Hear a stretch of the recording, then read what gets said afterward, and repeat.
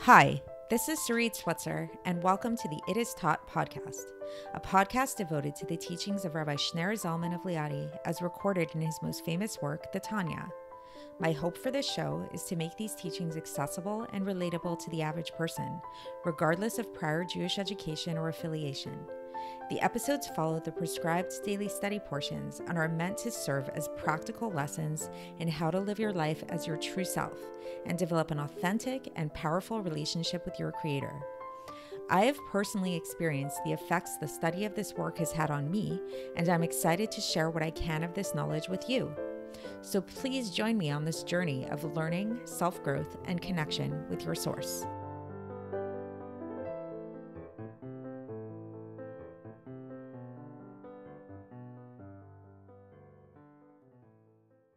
Hi, and welcome to the It Is Taught podcast. This is episode 429 for the 3rd of Shevat in a regular year. Yesterday, we had a whole discussion about Freud and one of his theories, which he called thanatos, after the Greek word for death, all about how humans have this nature to self-destruct, to move towards death, so to speak. And we started looking at this in the light of the Tanya and what we've been discussing in the Tanya, and how at first glance, there seems to be a parallel there to what the Alter Rebbe describes in terms of the tendency of the Jewish soul, the kind of innate nature of the Jewish soul towards self-abnegation and to revert back to its source. But what we're going to be learning about today is that this tendency, this nature that we all have as Jews to self-abnegate, to revert back to our source in God, is actually the total antithesis of death. In fact, it could not be further from the truth. In fact, this is the epitome of life. And in fact, those people who deny their source, who deny their nature of this self-abnegation, their nature to return back to their source, those are the ones that are actually living in a way that we can liken to quote-unquote death. So what do I mean by this? So one of the major themes of the Tanya, which we've begun to speak about, and we're going to delve into it a lot more as we get further into the Tanya, is that the only true reality is God. God is the only true reality. Everything comes from God. Everything is pure godliness. There is nothing separate from Him.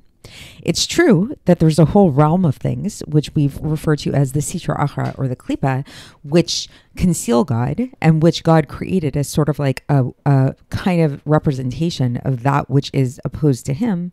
But in fact, as we've already discussed, even these things are receiving their life force and vitality from God, because everything receives its life force and vitality from God. It's just that they don't reveal it in as much of a revealed way. In fact, they receive the vitality in a very much backhanded, concealed way, but everything ultimately is coming from God. So the truth is, the true reality of everything is that we owe our lives, we owe our very existences to God. So any sense that we have of our own self-sufficiency, of our own ego, so to speak, is really an illusion. So this is something that actually many other cultures have come to embrace and come to understand. You see this a lot in Eastern cultures as well, this idea that the ego is an illusion and the ego is false. The Alter Rebbe today will go so far as to say, he doesn't use the word ego, but it basically is kind of alluding to that same idea, is likened to death, in fact, because it's not real. So anything that's not real, anything that's false, is not something that's alive, and it can be thought of as being in the realm of something that's dead. If we go back to the candle analogy, then if you think about it, it's the same thing, like the flame of the candle. The only thing that really allows a candle to be a candle, the only thing that allows the candle to light up, is because of the element of fire. So it's like, well, the flame, it looks very beautiful. You know, you look at a bonfire, you look at a candle, and you look at that flame. The truth is that flame doesn't really have any independent existence at all. The only thing that's happened in the case of why we see this flame as having an independent existence is that when we ignite the fire on the wick, then the element of fire becomes manifest in this particular flame. But it's really the element of fire that's being manifest. It's not like the flame in its own right, in its own existence. Like there's no existence of this flame apart from fire, apart from the element of fire. So it's a similar thing too with our souls, that our souls are likened to a flame. So, and it's like the flame of God. So our souls are really just a manifestation, just a reverberation sort of from God. And so to think that our souls have their own existence, to think that we have our own existence independent from God is total falsehood, and it's totally not true and not real. And to live in such a way where we're living as if we have our own independent existence when we really, really don't. The Alter Rebbe likens this to death. And he also likens this to insanity, as we'll see, because it's like if a person basically is living with, like, what is the definition of insanity? Well, like, think about it. Like, let's say if you have a court case and then a person, let's say a person did a really horrible crime. They murdered somebody, or they, stole a tremendous amount of money or something like that. Then when they plead, instead of, you can plead guilty, you can plead not guilty, or you can plead insanity. What does it mean to plead insanity? It's sort of like this thing that you weren't in your right mind. You weren't in your right headspace. You weren't acting as you really are. You were like people used to think of insanity as being like possessed kind of. And there's a certain truth to that in the sense that it's like when a person is acting in an insane way, they're really not acting like themselves. It's not the true self, which is why sometimes, with mental illness and insanity, it can be so heartbreaking to see somebody that you really love and that is a really good person, but then they do things that are so outside of their true character, right? So we see this in a very manifest way in terms of what we understand to be mental illness, but the Alter Rebbe is really going to define mental illness or insanity in terms of anybody that goes against the will of God, because going against the will of God is basically a statement that you are denying the fact that you are just a representation of God, that your soul is merely just a reflection of God. And you're pretending, you're living within this delusion and acting within this delusion that you have your own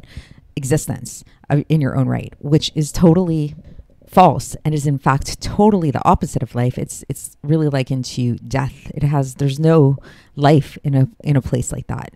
So that's kind of where I believe Freud really went wrong in his theory about the death instinct. But at the same time, perhaps it was something he was sort of getting somewhat of a sense of what's going on, in the sense that he recognized that we all have this attraction to self-abnegation, to moving away from the boundaries of our body, and this delusion of separateness, kind of. But where he got wrong is this wasn't about moving towards death, but in fact it's this instinct that we all have to move towards life, to move towards the life of all life, which is God.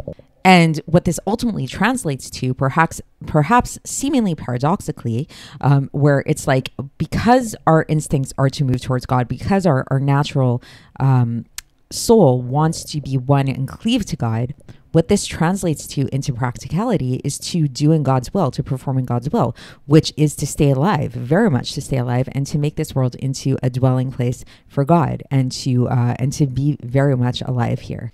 Which, interestingly enough, this is kind of a little bit going off tangent here, but elsewhere in Chassidus, there's actually discussions about this, about the great difficulty that the soul has in being here in this world, because it's not its natural state of being, and there's a great self-sacrifice that happens in the soul agreeing to come down into this world and to make this world into a dwelling place for God, because it's not its natural home here.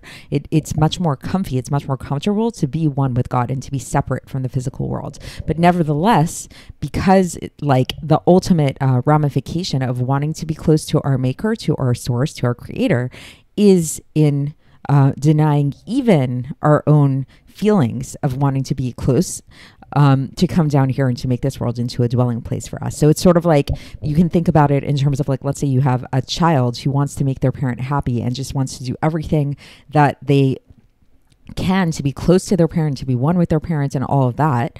But let's say part of that means going out into the world and making money for the family, which will mean spending a lot of time away from the parent.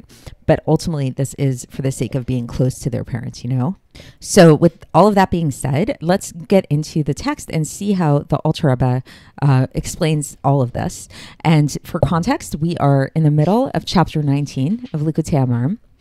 And the Alter Rebbe begins by really giving us this link between holiness and the attribute of Chochma, which, if you recall from yesterday's episode, and please go back and review it if you need to, we actually concluded yesterday's episode by bringing up this aspect of Chochma and saying that this aspect of Chochma is in fact the source, the origin of this innate feeling that we all have to want to return back to our source, back to our creator, who is God, and how we spoke about how this is something that is supra rational. It's not a rational thing. It's something that's above logic, above reason. So now today, the Alter Rebbe is going to get deeper into this and explain to us how the reason for this is because Chochma comes from a place which is known as Kodesh Ha'elyon, supernal holiness. Why? So what's the connection between holiness and Chochma? Like Chochma, we loosely translate it as wisdom, but as we'll see, it actually means something much deeper than this, and translations are very lacking in this sense. So this is because the word Chochma, if we actually look at the word Chochma, it's made up of two words, Chochma. If you look at the spelling of the word Chochma, you find those two other words in there, Chochma, which means the power of what?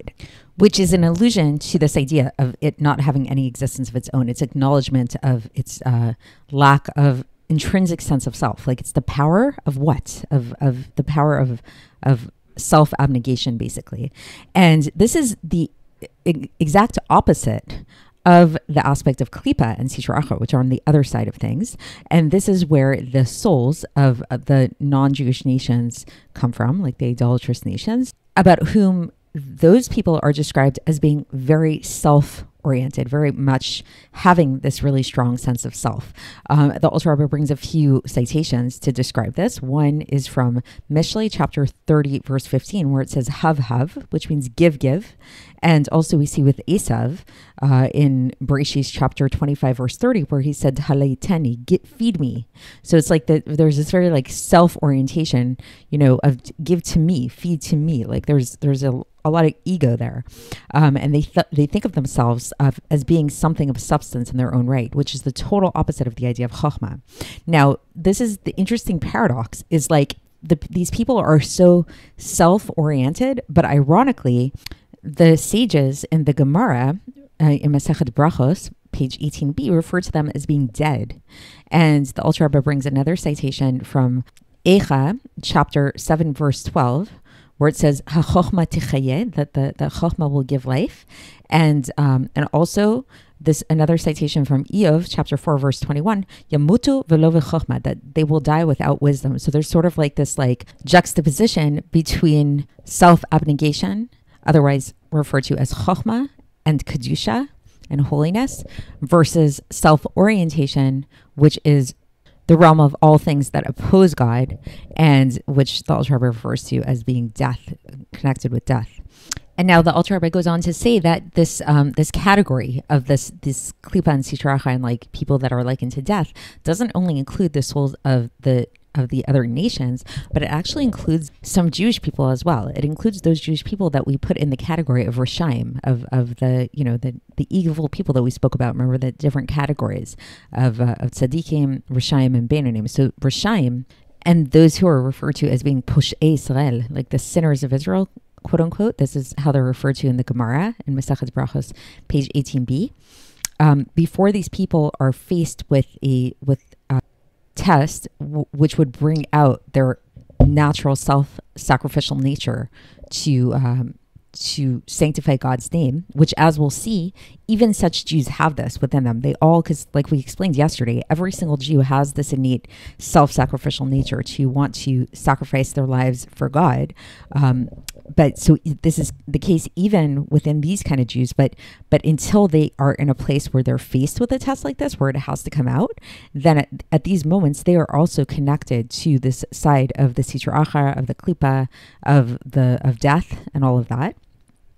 Why? Because the Chochma that's found in their soul, this Chochma, which is this innate power that we spoke about yesterday and that we spoke about it today as well, which is to become totally self-abnegated in our source, is within them, but it's in a way of gullus. It's in a way of exile within within their bodies and within their animal souls, which this animal soul comes from the side of the klipa, which is found in the left ventricle of the heart.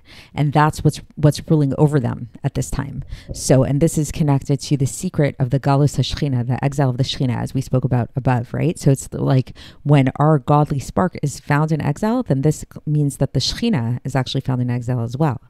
And so this is why now we can understand that this love that we're referring to, that's found in the godly soul, whose whole entire yearning and want is to cleave to God with the life of all life, is called by the name of Ahava Mesuteret, the hidden love, because it's hidden within these people, right? It's not revealed, it's there, and it's actually very much hidden and very much concealed within within a sackcloth of klipa in these sinners of Israel. And this is what causes them to have the spirit of insanity, the spirit of the ruach shtut, it's called in Hebrew, the spirit of folly, to sin.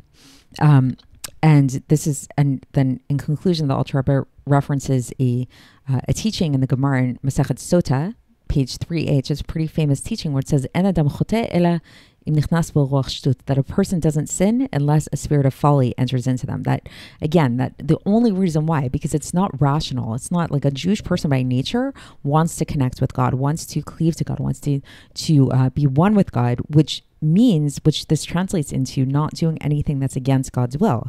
So if we find somebody doing something against God's will, it means that a spirit of folly has entered into them that made them temporarily insane. They've become temporarily insane. And the way that this can happen is because during those moments, while this person is in this state of being a rasha, then this love is still there that they have for God. This chochma that they have, this innate nature that they have to cleave to God is still there, but it's concealed, and it's in a way of exile within them. So it's not revealed, which is why it's not being translated into their everyday activities and lives. But as we'll see tomorrow, it's still very much there within them. And it actually, the proof of this is that when faced with such a test of really, when it comes down to it, like, bow to this idol or declare your faith in God, then even the most, far out Jews there will not renounce their Judaism, even if it means giving up their lives. So stay tuned for that when we get into that tomorrow and continue along this theme. And I'll speak to you then. Thanks for listening to the It Is Taught podcast, hosted by Sarit Switzer. This podcast is dedicated in loving memory of my maternal grandfather, Avraham Yitzchak ben Binyamin HaKohen of blessed memory. Music by Shoshana. If you enjoyed this episode and would like to support the show, please share it with others and subscribe on YouTube, Apple iTunes, Spotify, or wherever you listen to podcasts. And make sure to leave us a 5-star review. To find out more about the It Is Taught project, including more information on my soon-to-be published book, please visit our website, itistaught.com. To catch the latest from me, follow me on Facebook, Instagram, and Twitter. Looking forward to speaking with you tomorrow, and until then, have a great day.